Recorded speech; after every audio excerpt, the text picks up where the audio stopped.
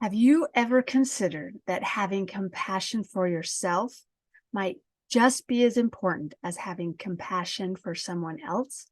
Now, I've said it many times, but we can't truly love others until we love ourselves. I loved it when I read that one of the Buddhist traditions is that you have to care about yourself before you can really care about other people. If you are constantly criticizing yourself while trying to be kind to others, you are making artificial boundaries that lead to feelings of separation instead of connection. This is the opposite of caring for someone, and that includes yourself. I wanted to continue our conversation about self-compassion today and explore whether we can really make improvements in our lives by being kind to ourselves. Doesn't that just give us an excuse not to try as hard? Let's look into it. Can you motivate yourself better by beating yourself up all the time? Think about that. Pause this podcast and give it a good think. Do you make more changes and reach more goals when you talk down to yourself, trying to force yourself to do it, or by being kind and encouraging and compassionate when you make a mistake? What have you believed in the past? I think I thought speaking mean words to myself would actually encourage me to try harder, actually shaming myself into doing better. But I don't believe that anymore. Carl Rogers, one of the founders of humanistic psychology, said, "The curious paradox is that when I accept myself just as I am, then I can change." Why would self-compassion be a more effective motivator than self-criticism? Dr. Kristen Neff said that the number one reason people give for why they aren't more compassionate with themselves is fear of laziness and self-indulgence. Take a minute and think of what the driving force is behind each one. Self-criticism is driven by fear, but self-compassion is driven by love. Love helps us to feel more confident, but fear makes us feel insecure. Now, most people assume that the warm, feel-good feelings from being self-compassionate is a way to coddle ourselves and nothing more. But think about this. Self-criticism asks, "Are you good enough?" While self-compassion asks, "What's good for you?" Self-compassion involves valuing yourself and making choices that lead to long-term well-being. When you have compassion for yourself, it gives powerful motivation to change, as well as knowing what you need to change in the first place.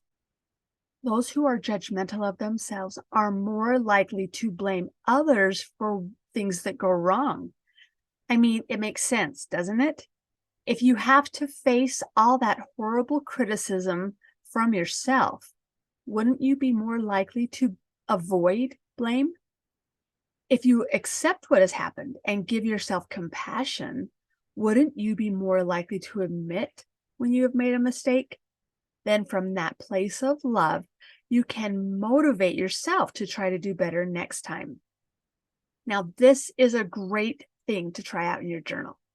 I want you to think about a previous event in your life when you felt failure, rejection, or loss that made you feel bad about yourself.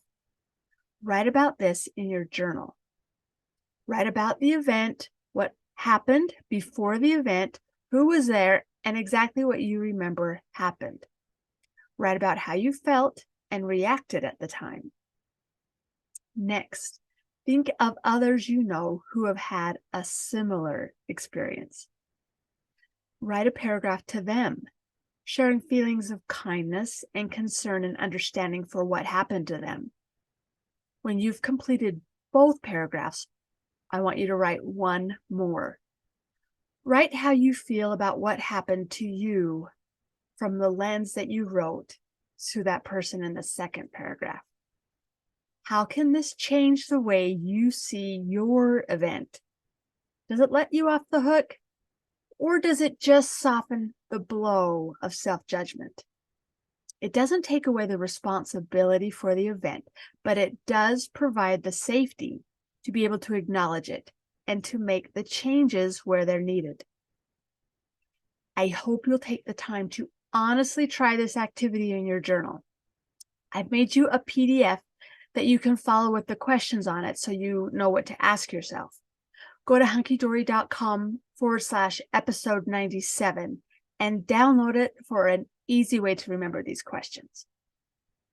Try to view the common humanity you have with others and use it to help you to make self-improvement in a kinder, more compassionate way. Remember that common humanity is one of the key components to being more self-compassionate. It really is life-changing, my friends.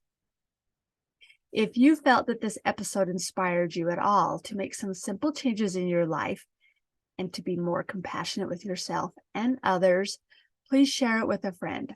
Also share that PDF of the questions that you can write about in your journal. Remember, that's hunkydory.com/episode 97, EP97.